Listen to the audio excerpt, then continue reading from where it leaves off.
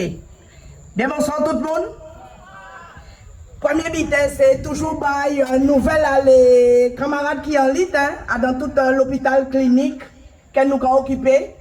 Eh bien, le moral des troupes, bon, et qu'on nous a dit, c'est pas en tout cas les difficultés financières qui arrêtent nous à dans combat nous.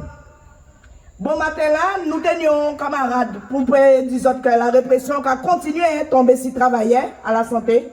Nous tenions camarades dans nous qui a travaillé à l'hôpital Beaupertuis, qui était convoqué à la gendarmerie de Pointe-Noire justement par rapport à soi-disant il était fait entrave vis-à-vis d'un directeur. Et là, on va arriver en gendarmerie là, chose très drôle, bon matin là. Donc, monsieur, il choisit les images que nous te faisons grève, encore rappelé que nous te faisons grève dans l'hôpital Lassa, pour nous demander départ en directrice des soins qui t'a fait maltraitance vis-à-vis des salariés à l'hôpital Lassa. Donc, nous te demandons départ. Et il prend image à l'année 2020 là, pour t'accuser camarade là d'entrave.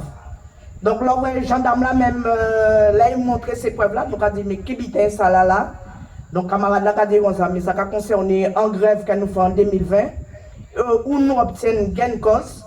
Et nous dit que pour le directeur là, ça qui a accusé nous d'entrave, d'empêcher de rentrer au travail, nous avons signalé que lui, il partait dans l'eau là que nous demandons départ.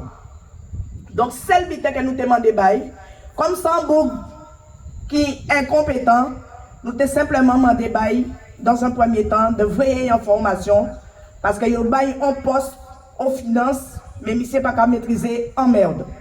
Donc, gendarme là, lui-même est obligé, rien, les éléments qu'il a portés lors de l'entretien là, convocation là. Et celle qui dit nous, il a voyé les conclusions en bas pour qu'il est là. Et nous attendons qui décision pour qu'il est là qui prend par rapport à ça.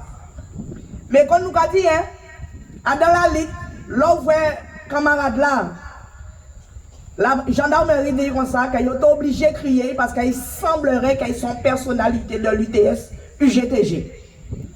Donc, vous pouvez imaginer, l'on voit de tels propos qui sont sortis comme ça, toute mascarade là qu'ils ont essayé de faire paix dans tout ça qui est répression, eh bien, les camarades souvent nous partent debout parce que bon matin, nous sommes là, un petit pilote, nous avons porté solidarité en nous avec les camarades là, parce qu'il ne faut pas jamais laisser un monde, l'on va convoquer, quelle que soit la gendarmerie, le tribunal, la police, etc. Il ne faut pas nous jamais laisser les camarades dans nous tout seuls pour ne pas faire pour atrocité. Et donc, il faut bien comprendre que nous présents, nous ne pouvons pas abandonner la lutte. Donc, je dis camarades là, nous attendons une décision pour qu'il est là. Nous ne pouvons pas quitter qui est tombé. Si c'est après-midi, là, il est tombé. En parlant, ça va pas un message. Donc, on va penser que d'ici demain, peut-être, nous, que ça va pour qu'il est là, qu'à décider. Donc, hier, par contre, nous sommes dans une conférence de presse que nous faisons sur l'hôpital Bastet. Parce que souvent, nous avons parlé du CHU, nous avons parlé de tous les cliniques, c'est l'hôpital là qui est aux environs de la Grande Terre. Et nous croyons que Bastet pas dit la lutte. Oui, à Bastet, nous en lutte.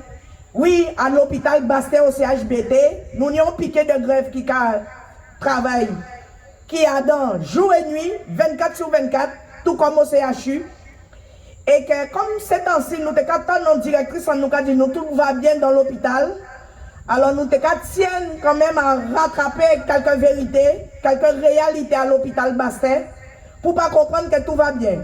Parce que tout comme le CHU, nous avons rappelé que tout l'hôpital, criblé par dette d'exploitation, à dette d'exploitation, on y dette sociale, dette fiscale, on y dette financière, on y les dettes fournisseurs, on y dettes diverses, etc. Nous avons rappelé rien que pour en dette d'exploitation qui a regroupé toutes ces dettes-là, ça, nous avons plus de 38 millions de dettes. Donc en 2019, nous étions à 36 millions. En 2020, il montait à 38 millions. Comme l'année 2021, là, ils viennent suspendre nous pour instance pas faite à dans pont l'hôpital, pont clinique. Nous passons la situation financière à cet hôpital-là. Nous passons la situation financière à ces cliniques-là. Donc nous sommes derrière tout ça, toutes ces suspensions-là qu'ils ont fait là. Là, vous voyez qu'il y a remboursé nous tout salaire en nous. Là, vous voyez qu'il y a remboursé nous tout préjudice que nous avons subi. C'est pour ça que dernièrement, là où nous avons vrai directeur à l'ARS, nous dit commencez à faire les comptes. Est-ce que j'ai estimé combien l'argent que Zokeni a travaillé?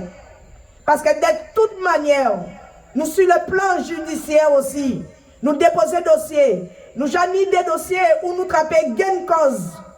Les camarades où ils ont suspendus de manière rétroactive. Alors que, par exemple, ils ont suspendu le 3 novembre, par exemple, rapport à moi au hasard, et ils recevront courrier à eux le 9. Et courrier là, quand le 3 novembre, ils suspendent. Donc, toutes ces décisions-là, ça, quel tribunal était pris au départ, eh bien, ils ont annulé ces suspensions-là, ça. Ça veut dire tous ces camarades-là, ça, nous y a à peu près une dizaine de dossiers où nous trappons gain cause. Donc, il y a les actes qui pas rétroactifs, les actes administratifs qui pas rétroactifs. Ça, c'est pour les hôpitaux publics. Et on y a également tous les camarades qui étaient en arrêt maladie, en congé de maternité, en accident de travail. Là également, nous trappons des décisions favorables pour ces camarades-là, ça.